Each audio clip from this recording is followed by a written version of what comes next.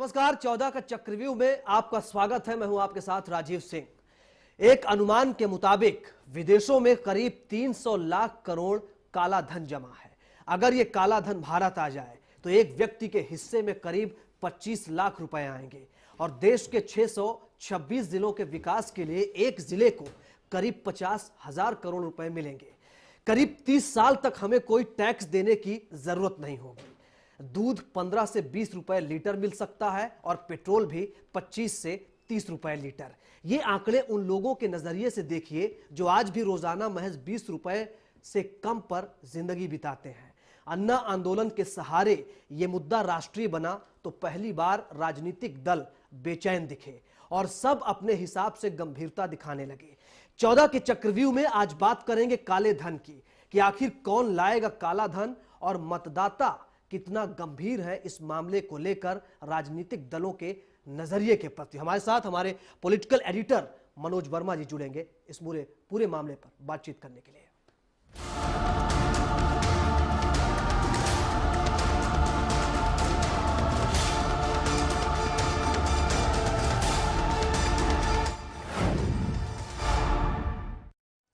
तो 14 के चक्रव्यूह में आज बात करेंगे ब्लैक मनी की। लोकसभा चुनाव का बिगुल बजते ही ब्लैक मनी का मुद्दा एक बार फिर से सुर्खियों में है।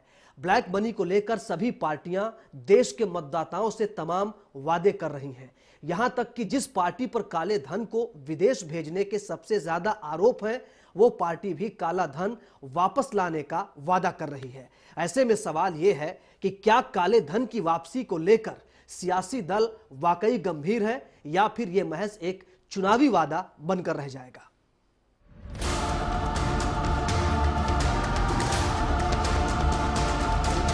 ब्लैक मनी यानी काला धन। काला धन बना चुनावी मुद्दा। लोकसभा चुनाव में फिर बना चुनावी मुद्दा। 2009 से काला धन है चुनावी मुद्दा। 2009 में आडवाणी ने काले धन को बनाया था मुद्दा, मगर आज तक वापस नहीं आया काला धन। विदेशों में जमा काले धन के लाखों करोड़ों रुपए को बार बार चुनावी मुद्दा बनाया जाता है। ये एक बार फिर चुनावी मुद्दा है। काले धन की वापसी को लेकर बीजेपी से लेकर आम आदमी पार्टी तक सभी पार्टियां वादा कर रही हैं। यहां तक कि सत्ताधारी पार्टी कांग्रेस भी फिर से सत्ता में आने पर काला धन वापस लाने का वादा कर रही है। सबसे पहले 2009 के लोकसभा चुनाव में बीजेपी नेता लालकृष्ण आडवाणी ने काला धन को मुद्दा बनाया था। इसके बाद योग गुरु बाबा रामदेव ने विदेशों में जमा काले धन को वापस लाने के मुद्दे पर कई बार आंदोलन किए। अरविंद केजरीवाल की पार्टी ने भी काले धन के मुद्दे को अपने मैनिफेस्टो में रखा। यानी काला धन को सभी सियासी दल अपने चुनावी मुद्दे में शामिल कर रहे हैं। मगर हैरानी की बात है कि आज तक काले धन की एक पाई भी किसी देश से वापस नहीं आई।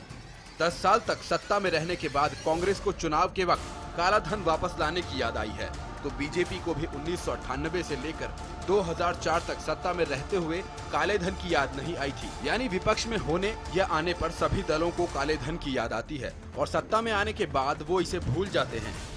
इतना ही नहीं, 2014 के आम चुनाव में ज्यादातर राजनीतिक पार्टियां और उम्मीदवार काला धन खर्च कर रही हैं और करने वाली हैं। जानकारों की माने तो 2014 का आम चुनाव देश के इतिहास का सबसे महंगा चुनाव होने जा रहा है। अनुमान है कि इस बार लोकसभा चुनाव में कम से कम 30,000 करोड़ रुपए खर्च होने जा रहे हैं। ये खर्चा 2012 में अमेरिका में हुए राष्ट्रपति पद के चुनाव के खर्चे को कंपटीशन दे रहा है। अमेरिकी चुनाव में राजनीतिक दलों और उम्मीदवारों ने 7 अरब अमेरिकी डॉलर यानी करीब 42,000 करोड़ रुपए खर्च किए थे। सेंटर फॉर मीडिया स्टडीज द्वारा चुनाव अभियान के खर्चे पर कराए गए एक अध्ययन के मुताबिक करोड़पति उम्मीदवारों और कॉन्ट्रैक्टरों द्वारा लगाए जा रहे बेहिसाब पैसे ने चुनावी खर्चे में काफी इजाफा किया है। यूं तो लोकसभा चुनावों के लिए किसी उम्मीदवार के खर्चे की अधिकतम सीमा 70 लाख और न्यूनतम सीमा 54 लाख रुपए है, मगर ज्यादातर उम्मीदवारों का वास्तविक खर्च इस सीमा से कई गुना ज्यादा होने का अनुमान है। जाहिर है सीमा से अधिक खर्चा गया धन काला धन ही होगा। ऐसे में आश्चर्यजनक है कि काला धन से चुनाव जीतने वाले उम्मीदवार और राजनीतिक दल विदेशों से काला धन वापस ला सकेंगे। ब्यूरो रिपोर्ट के साथ दीपिका सिंह, चैनल 1 न्यूज। जी, तो जो बातचीत हमने की, आखिर काला धन जब से मुद्दा बना उसके बाद राजनीतिक दल कितने गंभीर हैं और मतदाताओं के बीच ये कितना बड़ा मुद्दा बन चुका है, मतदाता कितना समझ रहे हैं इस चीज को, क्योंकि 2014 का ये जो चुनाव है, लोकसभा चुनाव, ये अभी तक का सबसे महंगा चुनाव साबित होगा। बातचीत करने के लिए हमारे साथ हमारे पॉलिटिकल एडिटर मनोज वर्मा जी हैं। मनोज जी, काले धन को देखा जाए कितना बड़ा मुद्दा आप इस चुनाव में इसको समझते हैं? देखिए, पिछले 2009 के चुनाव में भी विपक्ष के नेता लालकृष्ण आडवाणी ने इसको मुद्दा बनाया था और उन्होंने पूरे देश भर में काले धन की वापसी का सवाल उठाया था कि आखिर काला धन विदेश से वापस क्यों नहीं आ रहा है। ठीक है। उस समय मनमोहन सिंह ने, जो यूपीए के प्रधानमंत्री हैं, उन्होंने वादा किया था कि उनकी सरकार काले धन को वापस लेके आएगी। ठीक। तब से यह मुद्दा जोर पकड़ना शुरू हुआ। उसके बाद बाबा रामदेव, अन्ना हजारे और दूसरे लोगों ने भी काले धन की वापसी का सवाल उठाना शुरू कर दिया और अब यह मुद्दा राजनीतिक रूप से एक अहम मुद्दा बन गया है। मुद्दा इसलिए भी काले धन का बन रहा है राजीव, क्योंकि भ्रष्टाचार देश में एक सबसे प्रमुख मुद्दा बनकर उभर कर आया है। तो भ्रष्टाचार और विदेश में और देश में जो काला धन है, एक तरह से वो भ्रष्टाचार के ही उसमें आ गए हैं। तो विपक्ष और खासतौर से देश के जो राजनीतिक दल हैं, वो इसलिए काले धन को लेकर गंभीर हुए हैं क्योंकि ये मुद्दा भी भ्रष्टाचार के दायरे में आ गया है। ये विदेश में पैसा जो विदेशी बैंकों में जमा है, ये पैसा किसका है? जो देश में चुनावों में खर्च पैसा अंडर टेबल हो रहा है, ये पैसा कहां से आ रहा है और किसका हो रहा है? ये काला धन कौन सा काला धन है? इसलिए देश की जनता में भी यह कौतूहल का विषय बना हुआ है कि आखिर ये काला धन है किसका। तो विपक्षी पार्टियां भी जो हैं वो काला धन वापस लाने का जो वादा कर रही हैं, तो वो इसलिए कर रही हैं ताकि जो जनता में ये सवाल है कि ये काला धन क्यों नहीं वापस आ सकता देश में, और जो काला धन दबा पड़ा देश में वो क्यों नहीं सरकार जब्त करती उसको, वो सामने क्यों नहीं आता। तो इन सब सवालों को लेकर विपक्षी दल अपने और सारे दल अपने अपने हिसाब से इसे मुद्दा बना रहे हैं इस चुनाव में। जी, लेकिन एक इग्नोरेंस की स्थिति देखी गई मनोज जी। सरकार ने कभी माकूल जवाब नहीं दिया काले धन को लेकर के। क्या वास्तव में लगता है आपको कि हिंदुस्तान की सरकार ने या फिर विपक्षी दलों ने उस साफ नियत के साथ इस मुद्दे पर बातचीत की है? और क्या वास्तव में इस काले धन को लेकर के चाहे कांग्रेस हो या बीजेपी, उन सब की मंशा क्या कहती है? देखिए, दुनिया के कई देशों ने जिनका काला धन दूसरे देशों में जमा था, उन्होंने अपने यहाँ नियम कड़े बनाए और अपने देश का जो काला धन दूसरे जगह जमा था उसको वापस लेके आए। खासतौर से अमेरिका का जिक्र मैं करना चाहूंगा। अमेरिका की जब अर्थव्यवस्था खराब हुई तो वहां की सरकार ने फैसला किया और स्विट्जरलैंड के कई बैंकों से वो पैसा वापस लाया गया अमेरिका। उसी प्रकार ये सवाल उठा कि जब दूसरे देश ऐसा कर सकते हैं तो भारत सरकार क्यों नहीं कर सकती। और देश में हम देखें पिछले 4-5 साल में ये एक मुद्दा बना कि आखिर विदेशों में जो काला धन जमा है वो कैसे वापस आए। मैं यहाँ बता दूं, जब माननीय राष्ट्रपति जो अब हैं, जो उस समय वित्त मंत्री थे प्रणब मुखर्जी, उस समय मनमोहन सरकार में जो वित्त मंत्री थे, उन्होंने प्रयास किया था इस दिशा में कि काले धन का जो मुद्दा है इस पर कोई रास्ता निकले और जो पैसा बाहर जमा है वो वापस आए। लेकिन जब प्रणब मुखर्जी राष्ट्रपति बन गए तो ये मामला कहीं ना कहीं ठंडे बस्ते चला गया और अब चुनाव आ गए हैं। तो इसलिए जो विपक्ष है, खासतौर से मुख्य विपक्षी दल भारतीय जनता पार्टी और रामदेव, वो यूपीए सरकार को काले धन के मुद्दे पे भी घेर रहे हैं। जी, लालकृष्ण आडवाणी जी ने इस पर बड़ी गंभीरता से शुरुआत की थी। काले धन की जब बात की जाती है तो उनका बयान सबसे पहले आता है कि उन्होंने जिस तरह से इसको मुद्दा बनाने की कोशिश की, इस पर बातचीत की। उसके बाद मनोज जी, अब जो स्थिति बीजेपी की है इस चुनाव में, मोदी की जो हवा है, उम्मीद करते हैं आप कि बीजेपी के एजेंडे में ये मामला गंभीरता से शामिल होगा? बिल्कुल, मोदी जी ने अभी कहा भी है कि उनकी सरकार बनेगी तो काले धन को वापस लाने के लिए सारे प्रयास किए जाएंगे। इतना ही नहीं, अरविंद केजरीवाल ने अपने घोषणा पत्र में भी काले धन के मुद्दे को जगह दी है। तो कांग्रेस पार्टी भी वादा कर रही है कि वो काला धन वापस लाएगी, जो प्रक्रिया पीछे छूट गई उसको और तेज किया जाएगा। तो सारे ही दल अब काले धन के मुद्दे पे गंभीर नजर आ रहे हैं। लेकिन ये वापस आ पाएगा, नहीं आ पाएगा, या चुनावी मुद्दा ही बनकर रह जाएगा, ये देखने वाली बात होगी। जी, लेकिन जिस तरह से इस मुद्दे को उठाया गया, आप जो आंकड़े कहते हैं, करीब 300 लाख करोड़ जो पैसा जमा है मनोज जी, उसको देखा जाए और जिस तरह से आंकड़ों के जरिए अगर देखें तो हर व्यक्ति को करीब 25 लाख रुपए मिल सकता है अगर ये पैसा आ जाए। किस तरह की तस्वीर देखते हैं कि वास्तव में अगर ये मुमकिन हो जाए कि ये पैसा देश वापस आ जाए तो क्या बदलाव और क्या तस्वीर होगी? देखिए, अगर ये पैसा वापस आ जाए तो हमारे देश का हर नागरिक करोड़पति होगा, स्वास्थ्य, गरीबी शायद नहीं होगी, शिक्षा के लिए पैसे की कमी नहीं पड़ेगी, देश एक प्रकार से सोने की चिड़िया कहला सकता है। इतना पैसा विदेशी बैंकों में जमा है। लेकिन दुखद पहलू यह है कि कितना पैसा है इसकी जानकारी भी हमारे पास या हमारी सरकार के पास सही नहीं है। जी जी, बिल्कुल नहीं है। लेकिन क्या ये उम्मीद की जाए बाकी जो राजनीतिक दल हैं, चाहे बीजेपी हो, कांग्रेस हो या फिर बाकी क्षेत्रीय दल हो, मनोज जी, क्या आपको लगता है कि नेताओं की बातों में जो गंभीरता दिखती थी, चुनाव के बाद या सरकार बनती है तो उसके बाद क्या वास्तव में यह मुमकिन हो सकता है? सरकार की क्या जिम्मेदारी हो सकती है और जो जनता है, जो मतदाता है, इसको किस तरह से ले? देखिए, अघोषित रूप से जो जानकारियां सामने आई हैं, ये कोई अभी सरकारी डाटा नहीं है, एक अनुमान के मुताबिक है, बिल्कुल। लेकिन तमाम दलों के जो नेता हैं, लगभग हर दल के नेता का उसमें कहीं ना कहीं विदेशी बैंकों से कहीं ना कहीं कुछ काले धन से लेन देन है। कुछ ऐसे नेता देश में हैं, लेकिन मैं यहाँ एक सवाल बताना चाहूंगा आपको कि एनडीए के सांसदों ने इसी संसद में मीरा कुमार को लिख के दिया था कि उनका कोई खाता नहीं है विदेशों में, और अगर कोई खाता हो, जिस किसी का हो, उसका काला धन जब्त कर लिया जाए। लेकिन शायद देश के दूसरे जो दल थे, उन्होंने इस प्रकार की हिम्मत नहीं दिखाई जी। तो कहीं ना कहीं राजनीतिक दलों की जो भूमिका है और काले धन का विषय है, इसे लेकर सवाल उठते रहे हैं कि किस नेता का कितना पैसा है, किस नेता का कितना नहीं है। कई प्रमुख हस्तियों के नाम इस काले धन को लेकर चर्चा में आते रहे हैं जी। अरविंद केजरीवाल पूरी बाकायदा एक लिस्ट लेकर चलते हैं और अंबानी के तो उन्होंने अकाउंट नंबर तक दिए थे। क्या वास्तव में सरकार को इस पर गंभीरता से लेना चाहिए या क्या यह मुमकिन हो सकता है कि अरविंद केजरीवाल के एजेंडे में शामिल है? केजरीवाल जी दूसरों पर सवाल उठाते हैं, भ्रष्टाचार को लेकर, काले धन को लेकर, फंडिंग को लेकर। सवाल उनके लिए भी उठ रहे हैं कि उनको विदेशों से जो पैसा चंदे के रूप में मिल रहा है, वो आखिर पैसा किसका है, उनको फंडिंग कौन लोग कर रहे हैं, उनको चंदा कौन लोग दे रहे हैं और किस लिए दे रहे हैं। आखिर चुनाव में विदेश से जो चंदे के रूप में पैसा आ रहा है, वो है किसका? राजीव, सबसे गंभीर सवाल यह हो रहा है कि देश का सबसे महंगा चुनाव होने देश में जा रहा है। इतना पैसा खर्च चुनाव में होने वाला है, शायद कई छोटे देशों का ये बजट होता है, पूरे साल का बजट होता है। ठीक है, अन्ना आंदोलन और केजरीवाल को ये शायद क्रेडिट तो जानी चाहिए कि कम से कम ये मामला इतना गंभीर बना, इसको चुनावी मुद्दा बनाना पड़ा बाकी राजनीतिक दलों को। मनोज जी? हाँ बिल्कुल, इसमें बीजेपी के साथ साथ बाबा रामदेव हो, अन्ना हजारे हो और केजरीवाल जी को भी समझ जाएगा कि इस तरह से काले धन के मुद्दे को ये लोग एक प्रमुख एजेंडे के रूप में लेके आए, वरना शायद ये पहले की तरह दबा रहता। बिल्कुल दबा रहता। अब जो आंदोलन चला था, एक बात ये मैं जरूर यहां पर जिक्र करना चाहूंगा, जो आंदोलन चला, जिस तरह से पूरा सिलसिलेवार इस आंदोलन को, जब अन्ना हजारे का आंदोलन हुआ या फिर बाबा रामदेव के भी जो धरना प्रदर्शन या फिर आंदोलन होते रहे हैं, वो किस दिशा में दिख रहा है? क्या ये चुनाव के बाद ये गायब हो जाएगा? ये वास्तव में ये लड़ाई, ये मुद्दा बना रहेगा? देखिए, काले धन का विषय अगर दबा तो निश्चित रूप से देश की अर्थव्यवस्था पे ही इसका असर पड़ेगा। अगर ये काला धन चाहे वो देश में के बैंकों में जमा हो या विदेशों में जमा हो, अघोषित रूप से करोड़ों में, अरबों में ये संपत्ति है, वो कहीं ना कहीं देश की अर्थव्यवस्था को प्रभावित करती है। अगर ये पैसा बाहर आता है किसी भी रूप में, उससे देश की अर्थव्यवस्था सुधरेगी, देश की अर्थव्यवस्था मजबूत होगी। लेकिन इसके लिए सरकारों को कड़े फैसले लेने पड़ेंगे। जी, सरकार इतनी हिम्मत जुटा सकती है कि जिन लोगों के नाम, जिन लोगों के पैसे जमा है बाहर, उनके नाम देश में बता दे सबको कि भैया इन लोगों के स्विस बैंकों में अकाउंट है और उसकी जांच करवा ले कम से कम?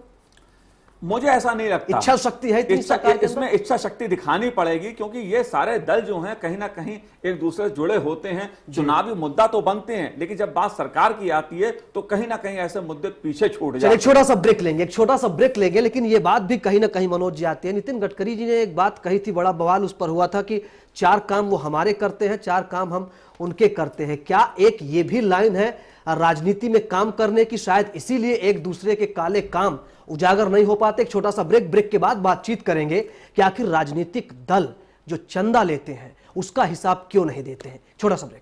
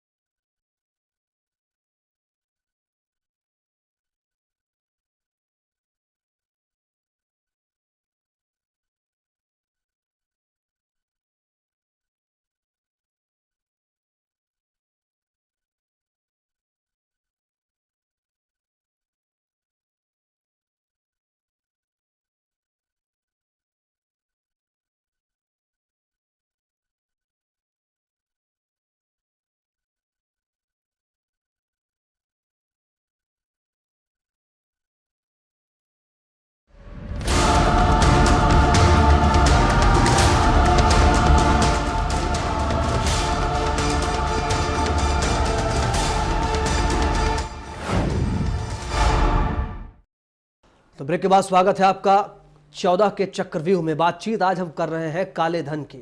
काले धन को लेकर के जब भी बात होती है तो सवाल ये उठता है कि काले धन को लाने के लिए तो बात हो रही है, लेकिन कौन लाएगा?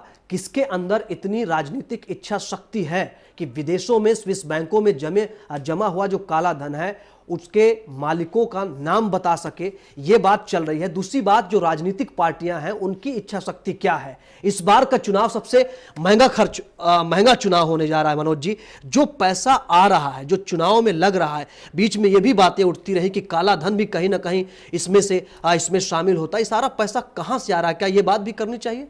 नहीं, बिल्कुल, ये सवाल तो अहम है कि इतना ज्यादा पैसा जो चुनाव में इन्वॉल्व हो रहा है, ये पैसा आखिर आता कहां से है? कौन लोग ये पैसा देते हैं? तो मैं आपको बताऊं, आपको जो ठेकेदार होते हैं वो पैसा देते हैं। कॉर्पोरेट घराने जो हैं, उद्योग घराने जो हैं, वो लोग इसमें पैसा देते हैं। तेंदुपत्ते के जो व्यवसायी हैं वो लोग इसमें पैसा देते हैं। सीमेंट उद्योग से इसमें पैसा आता है। तो इस तरह के जो लोग हैं वो बड़े पैमाने पर पैसा देते हैं। लेकिन राजीव, यहां पर एक महत्वपूर्ण बात यह है कि अब राजनीतिक दलों से ज्यादा जी उम्मीदवार जो हैं वो व्यक्तिगत स्तर पर खर्चा करने लगे। एक उम्मीदवार 10-10, 20-20 करोड़ रुपए खर्च कर रहा है। लेकिन यह बात घोषित तौर पे नहीं कही जा सकती, क्योंकि चुनाव आयोग को जो खर्चे का हिसाब दिया जाता है वो जो निर्धारित सीमा है खर्चे की, उसके तहत दिया जाता है। आपको याद होगा गोपीनाथ मुंडे जी ने एक बात कही थी कार्यक्रम में कि मेरे पिछली बार करोड़ों रुपए खर्च हुए थे। हालांकि वो बाद में मुकर गए थे जब चुनाव आयोग ने उनको नोटिस देकर पूछा कि आपने करोड़ों रुपए खर्च कैसे कर दिए। जी, शायद वो जबान फिसल गई। तो ये कहीं ना कहीं दिखाता है कि राजनीतिक दल जो हैं और नेता जो हैं वो असलियत में पैसा करोड़ों में खर्च करते हैं, लेकिन दिखाते वो लाखों में या हजारों में है। तो एक इसको लेकर जो पारदर्शिता का अभाव रहा है कि राजनीतिक दलों की खर्चे पे कथनी करनी में और उम्मीदवारों की कथनी करनी में अंतर रहता है। लेकिन मैं यहां आपको बताऊं कुछ आंकड़ों के साथ कि अगर आप देखिए 1996 का जो लोकसभा चुनाव हुआ था उसमें महज 2500 करोड़ रुपए खर्च हुए थे। 2004 के लोकसभा चुनाव में राशि 10,000 करोड़ हो गई और अब जो चुनाव हो रहा है वो 30,000 करोड़ तक जा पहुंच रहा है। तो ये दिखाता है कि जो राशि का इन्वॉल्वमेंट हो रहा है चुनाव में अघोषित तौर पर, वो कितना तेजी से बढ़ रहा है। बिल्कुल बढ़ रहा है। मनोज जी, एक सवाल ये भी, अभी जो चुनाव के खर्च की सीमा है वो बढ़ाकर 70 लाख रुपए कर दी गई है।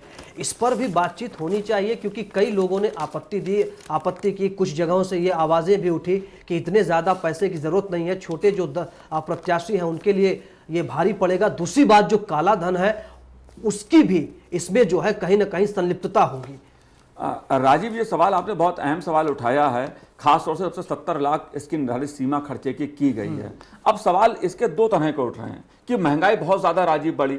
तमाम राजनीतिक दल उम्मीदवार कहते थे कि भाई 25 लाख रुपया कम पड़ता है खर्चे के लिए, इसको बढ़ाया जाए और बढ़ाया जाए। 40-50 लाख रुपया कम पड़ रहा खर्चे के लिए, इसको भी बढ़ाया जाए। तो अब चुनाव आयोग ने 70 लाख के करीब इसकी निर्धारित सीमा कर दी। लेकिन कुछ जो छोटे दल हैं या जो आप कहिए मध्यम और करीब जो उम्मीदवार होते हैं वो इस खर्च को बहुत ज्यादा मान रहे हैं। वो कह रहे हैं कि ये लेवल प्लेइंग फील्ड नहीं है कि एक आदमी तो 70 लाख रुपए खर्च करे और जिसके पास 10 लाख रुपए भी खर्च करने को नहीं है वो आखिर 70 लाख वाले का मुकाबला कैसे करेगा। तो ये जो निर्धारित सीमा खर्चे की बढ़ाई गई ये भी बहुत ज्यादा कर दी गई। और जाहिर तौर पर जब आप 70 लाख एक निर्धारित सीमा करेंगे तो वो निश्चित रूप से अंडर टेबल करोड़ को पार करेगी बिल्कुल और जाहिर तौर करेगी। और वो पैसा कहां से आ रहा है ये भी सवाल उठना बेहद लाजमी होगा। लेकिन जो हम जिस पर बातचीत कर रहे हैं, क्योंकि समय की बहुत कमी है मनोज जी, काला धन वापस लाने के जिस पूरे मामले पर हम बातचीत कर रहे हैं उसमें जो है वो आप किस तरह की दिक्कतें देखते हैं? जो राजनीतिक दल हैं, नरेंद्र मोदी जी की जो हवा है जिसके बारे में कहा जाता है कि अब की बार मोदी सरकार, जो बीजेपी का दावा है, उन दावों के बीच इस काला धन वापस लाने की कितनी उम्मीद आप कर रहे हैं? देखिए, निश्चित रूप से चूंकि पहले अडवाणी जी जब प्रधानमंत्री पद के उम्मीदवार बने उन्होंने इस मुद्दे को जोर शोर से उठाया और कहा कि काला धन भाजपा वापस लाएगी। इस बार नरेंद्र मोदी भी उसी मुद्दे को उठा रहे हैं और कह रहे काला धन हम वापस लेके आएंगे। लेकिन मैं राजीव आपको बता दूं, जिन देशों में यह पैसा काला धन जमा है विदेशी बैंकों में, उनके साथ जो समझौते हैं या जो उनके नियम और जो उनके कायदे कानून हैं उसके तहत इतना आसान इस पैसे को लाना नहीं है। गोपनीय का वहां पर सवाल आता है, वो नाम उजागर नहीं करते। स्विट्जरलैंड की सरकार ने मना कर दिया कि हम नाम नहीं बता सकते। लेकिन यहां पर बता दूं आपको, जर्मनी और अमेरिका ने जब स्विट्जरलैंड के बैंकों से जानकारी मांगी कि उनके यहाँ किन लोगों का काला धन जमा है, तो स्विट्जरलैंड ने उन देशों को जानकारी दी। इसलिए भारत सरकार में जो भी नई सरकार बनेगी उसकी इच्छा शक्ति पर यह निर्भर करेगा, उस प्रधानमंत्री जो बनेगा उसकी इच्छा शक्ति पर निर्भर करेगा कि वो देश का काला धन वापस ला पाएगा, क्या इस देश की जनता को यह हिसाब दे पाएगा कि किन लोगों का विदेशों में काला धन जमा है।